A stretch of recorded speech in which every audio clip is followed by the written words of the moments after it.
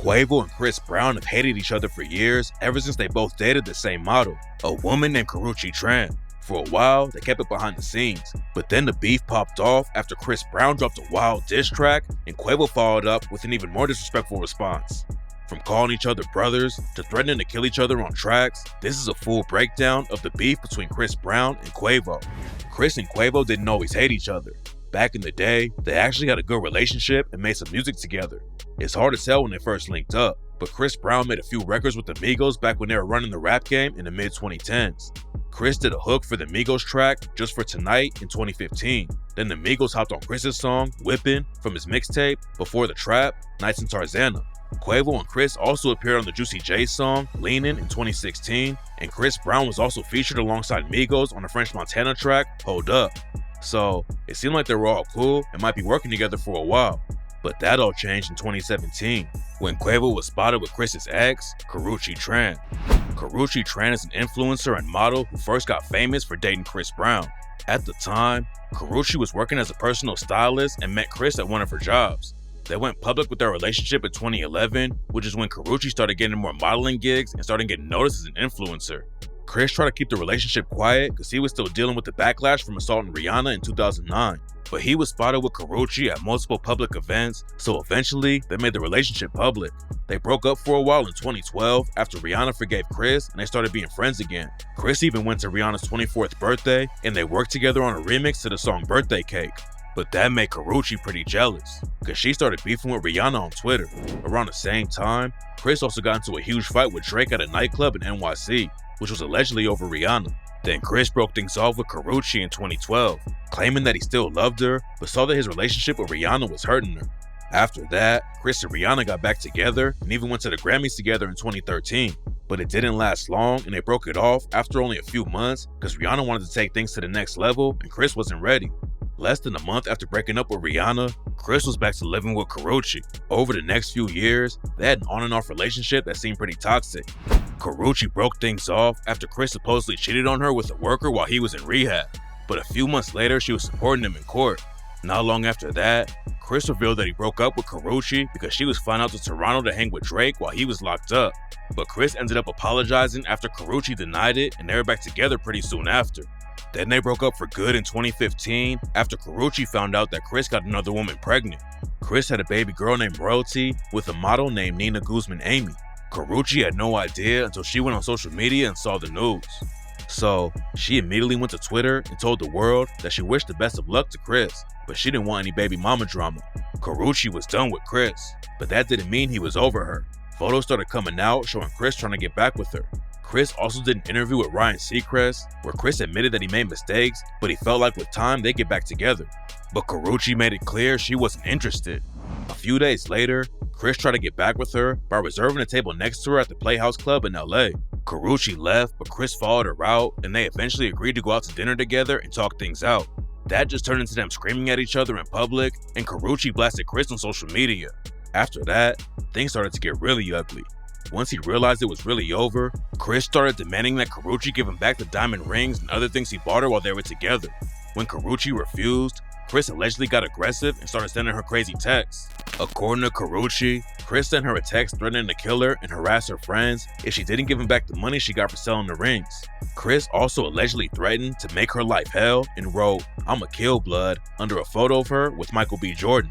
It got so bad that Karrueche filed a restraining order against Chris, which was approved by a judge in 2017.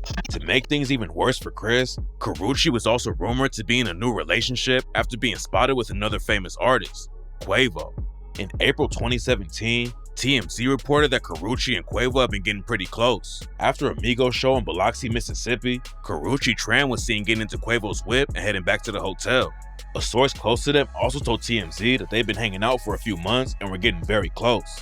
So that's where the beef between Chris Brown and Quavo first started. Right before the photos of Quavo and Karrueche leaked, Chris Brown had been supporting the Migos and giving them props. In an interview with Billboard that came out a few weeks before, Chris said that he bought their album, Culture 2, 3 times and even spent his own money. He also called the Migos his real friends and brothers and promised to never hate on them. But that was before Chris found out that Quavo was allegedly smashing his ex. After the news broke, sources close to Chris said that he felt betrayed by the rumors. Chris felt like Quavo stabbed him in the back after he went out of his way to promote their album. Other sources also said that the relationship between the Migos and Chris Brown went deeper than music. Chris had supposedly invited Quavo to stay at his home in the past and had gone to a bunch of parties hosted by the Migos. So, they actually had a real relationship and were more than just rap homies.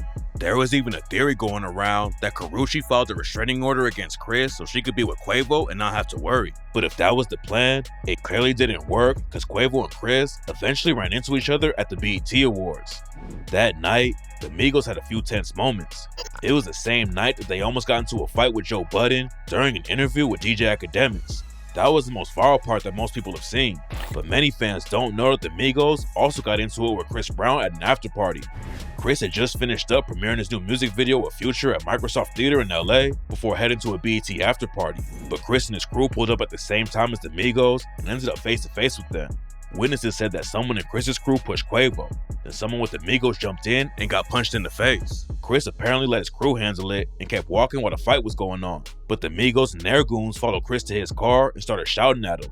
Chris was able to get away and no one was seriously hurt. The cops eventually showed up, but by that point, everyone was gone. Ever since then, Quavo and Chris Brown have hated each other, but even though there's clearly been tension, they kept it pretty quiet besides sending a few shots. In 2021, they went back and forth on social media after Chris challenged Quavo to a 2v2 basketball game. Quavo and Jack Harlow had just won the Bleacher Report Open Run competition during NBA All-Star Weekend.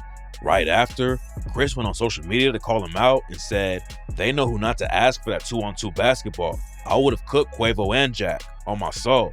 Guess they wanted a smoke-free zone." Quavo clapped back and said, "Chris Brown ain't cooking that. Call next, nigga." Then Chris responded with, "It ain't no next. I'm on now. Set it up, little nigga." Quavo and Chris still had tension, but the beef wasn't serious yet. Then a few years later, the situation got crazy after they ran into each other at a fashion show. In January 2024, Quavo and Chris Brown ended up sitting next to each other during an event at Paris Fashion Week. A video of them looking super awkward started going around the internet, and fans could tell that there was still a lot of tension. Nothing really happened, and they could have just ignored it, but Chris ended up responding to the video going viral on social media. After the event, Chris tweeted, "Can't pick who you sit by. Fuck all that growth shit. Nigga not finna fumble my bag for lil niggas." Chris was basically letting his fans know he still had beef with Quavo, but he wasn't about to mess up his bread by getting into a huge fight at a fancy event. So, he just let it go. Most people thought it would probably just end there since Quavo and Chris came face to face and nothing major happened. But a few months later, Chris sent shots at Quavo on his new album. On April 10th, 2024, Chris dropped the deluxe edition of his 1111 album and took a shot at Quavo on the song Freak with Joyner Lucas and Lil Wayne, rapping, "Okay, now fucking my old bitches ain't gonna make us equal. Sipping that 1942, cause I don't do no Quavo. Freak bitch, she like Casamigos, not the Migos. I don't fuck with bougie bitches, man, that shit is all hype." Chris name dropped the Migos and referenced their track Bad and Bougie, but the first line about smashing his old girl let fans know it was a shot at Quavo. After the track dropped, Quavo hopped straight in the booth and clapped back at Chris the next day with a track called Tender.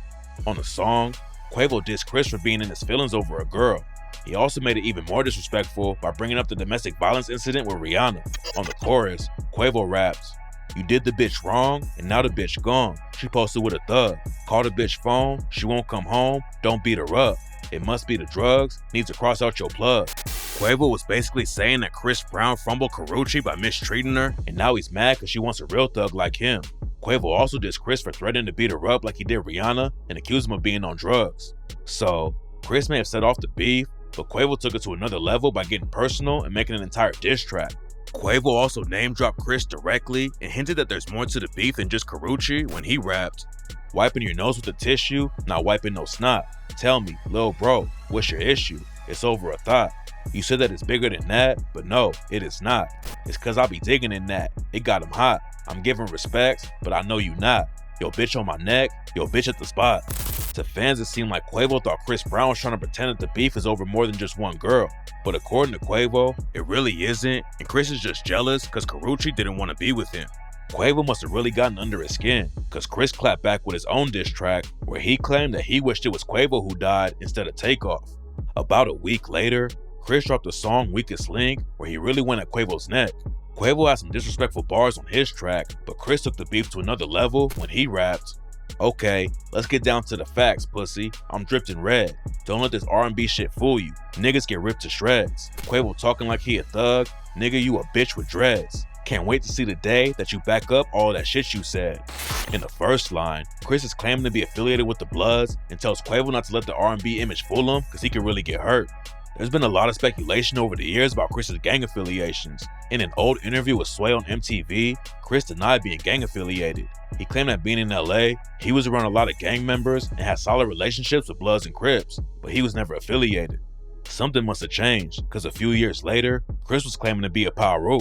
In late 2023, Chris got in some trouble with fans after he was seen dancing to the new Kanye song, Vultures, during the part where he raps, "How I'm anti-Semitic, I just fucked a Jewish bitch."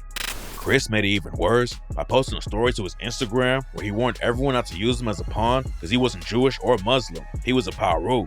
Fans immediately started clowning him in the comments for claiming a gang based in Compton when Chris grew up thousands of miles away in rural Virginia. But on Weakest Link, Chris claimed the Bloods again just to let Quavo know who he's messing with. Chris also dissed Quavo for claiming to be a thug, but not having the same energy when they saw each other in person. Chris then claimed Quavo was the worst member of the Migos and rapped, "What's all that boss shit you talking? You ain't no huncho, nigga. You the weakest link out of your clique. Let's keep it a hundo, nigga." Then Chris Brown dropped a bomb by saying that he isn't tripping over Karrueche because he already got revenge by smashing Quavo's ex while they were together. Rapping, "They say revenge is sweet. Now think about that shit. Don't let that line go over your head. I might just sing about that shit. I had her fiending about that dick. There's something sweet about that shit. I got some tea about that bitch, but I ain't gonna speak about that shit." Fans assumed that meant Chris hooked up with Sweetie. She was Quavo's most public relationship, and the bar about something sweet makes it obvious what Chris was talking about. Quavo and Sweetie dated for around 3 years before breaking up in March 2021. In a bunch of tweets, Sweetie seemed to accuse Quavo of cheating on her, but there were also rumors going around that they broke up because Sweetie hooked up with Offset, which is what caused the Migos to break up before Takeoff died. But now it seems like maybe it was Chris who killed the relationship instead. On Weakest Link, Chris kept applying pressure and rapped, "I ain't playing chess with a checker player. I'm a ticking bomb on a detonator. I shit on niggas, I'm a defecator. I'll put Amigo on a ventilator. Stop talking about beating girls. You was beating bitches on the elevator. We seen the tapes. That's devastating." In the last line, Chris is talking about the viral video of Quavo and Sweetie fighting in an elevator. The video came out after they had already broken up and showed Quavo shove Sweetie into an elevator, causing them to both start fighting. So Chris is saying that Quavo should stop bringing up domestic violence because he has his own issues. Later in the verse, Chris also brings up the awkward moment at Paris Fashion Week, rapping, "Fashion Week, they sat me next to your lame ass. I was truly mad. All I kept thinking about was breaking your face, but I gave you a pass. You lucky I ain't want to fuck the money up, boy. I would've broke you in half." So Chris is saying that Quavo was lucky that he had self-control and didn't want to mess up his bag, because the whole time they were sitting next to each other, he was thinking about killing them. But probably the most disrespectful bar in the entire song was when Chris Brown claimed it should have been Quavo who died instead of Takeoff when Chris rapped, "Show me that I'm tender, bitch. Time to prove what you just said. R.I.P. Takeoff. He the only real one that got true respect. Crazy how when he died, everybody really wished it was you instead. You tripping. Chris, don't say that. Don't lose your head. You done turned the big bad wolf on. These fuck niggas never knew revenge." Chris even acknowledged that he was about to get a lot of hate for that bar, but Quavo got him so mad that Chris Brown had no choice but to go crazy. Quavo came back with another fast response and dropped a track, Over Hoes and Bitches, a day later, which included a hook from Takeoff. On the song, Quavo got even more personal, rapping, "Pussy nigga, pull up, crash out about your bae. Lil bitch, come dance battle with my Drake. You been fucked your bag up when you punched Ree in the face." Quavo's claiming that Chris has a history of messing up his money over women and that his career started going downhill after he punched Rihanna. Quavo continued, rapping, "Talking about Fashion Week, you sparing who? Come punch me in my face. It ain't nothing but a fade. You know you lost to Frank." In that bar, Quavo was talking about a situation where Chris Brown allegedly lost a fight to Frank Ocean. In 2013, Chris and Frank got into a fight in the parking lot of Westlake Studio in LA. According to a police report, Chris tried to shake Frank's hand, but Frank turned him down. Chris felt disrespected, so he allegedly punched Frank in the face, while two of his homies jumped in to help.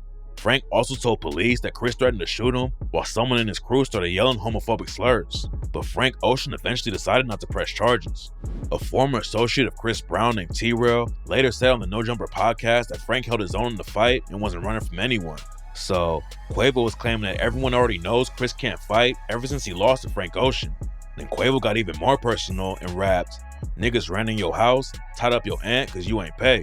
This bullet got your name, don't never bring up tape, pussy." In that bar, Quavo's talking about a real situation where Chris Brown's home was robbed and his aunt was held at gunpoint. In 2015, 3 robbers with handguns showed up at Chris's house in Tarzana, California. Chris wasn't home at the time, but his aunt was there and she opened the door after hearing noises outside. The dudes then forced their way into the house and held Chris's aunt at gunpoint while they searched the house. So, in the song, Quavo suggesting that it all happened because Chris owed him some kind of debt. Quavo also warns Chris that he'll finish what they started if he mentions Takeoff again. Quavo begins the next verse by bringing up more secrets from Chris's past, rapping, "Little boy wanna die about some coochie. You still fucked up about Karuchi? You try to beat up Tayana, but Usher wouldn't let you do it."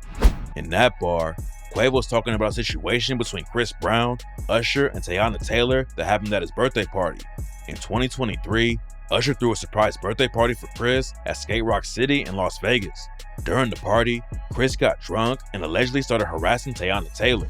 Usher then stepped in and tried to calm things down, which made Chris mad. They got into a huge argument, and Usher tried following Chris to his bus, but Chris's crew ended up jumping Usher and giving him a bloody nose.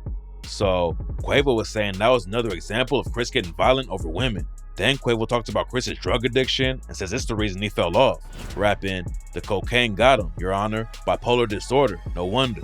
You was the greatest, nigga, you fumbled. Going out sad, I'm watching you crumble." Why they got Quavo out here going back and forth with a singer that turned to a junkie? Now we got light skin versus brown skin. Nigga finna divide the country. Chris Brown has struggled with drug addiction in the past. After he assaulted Rihanna, he was sentenced to 90 days in rehab. In court documents, the doctors at the rehab claimed that Chris had mood swings that were caused by PTSD and bipolar disorder. Finally, Quavo also addresses the claim that Chris slept with Sweetie and calls Chris the crackhead Michael Jackson, rapping, "I can take a model bitch and make her Sweetie, nigga. Crackhead Michael Jackson bitch, you better beat it, nigga. I'm still fucked up about Takeoff. I want who did it, nigga. But that's some real street shit. Back to the industry. Where your baby mamas at? Know they got plenty tea. Pussy, every time you see me, keep that energy. Can't believe I gotta beat you about some women beef." Quavo is basically saying that he doesn't care about Chris hooking up with his ex because he can make any model into a Sweetie. He also wants Chris to leave Takeoff's name out of it because he's still hurting and wants revenge. Plus, Chris has plenty of his own baby mamas that Quavo could hit up if he wanted to. Even though the bars are aimed at Chris, Sweetie also caught a shot. Quavo basically said he doesn't really care about her, and he also seems to be confirming that she hooked up with Chris. After the song dropped, Sweetie responded by posting a screenshot of her DMs, showing that Quavo messaged her recently, but she ignored him. In the caption, she wrote, "Hopefully the model he turns into me replies." But Sweetie still hasn't said anything about Chris or responded to the rumors. Karrueche Tran also responded to the disses and being the one who started the beef after TMZ questioned her about it in the airport. But Karrueche made it clear that she doesn't want to be involved and isn't picking sides. After the diss dropped, Chris responded by trolling Quavo on social media. In a bunch of posts on his Instagram story, Chris called the song trash and said it didn't even need a response. He also posted a bunch of other messages and memes clowning Quavo and making fun of the song. But it looks like Chris's trolling didn't stop on social media. Chris Brown may have taken a page out of the 50 Cent playbook and bought a bunch of tickets to one of Quavo's shows to make it look like it was empty. Footage from one of Quavo's concerts in Bridgeport, Connecticut started going around social media because the venue looked pretty empty. A theory started going around the internet that Chris Brown had something to do with it and bought up all the tickets to make it look like Quavo had fallen off. The rumor hasn't been confirmed, but Chris wouldn't be the first artist to do that to his enemy. 50 Cent did the same thing to get at his longtime enemy Ja Rule back in 2018, so it wouldn't be that shocking if Chris pulled the same move. Quavo and Chris Brown will probably never be cool again. Too many disrespectful things have been said on both sides, and it seems like they actually hate each other. But it's tough to tell if they'll just drop diss tracks and keep it to social media or actually throw hands in person.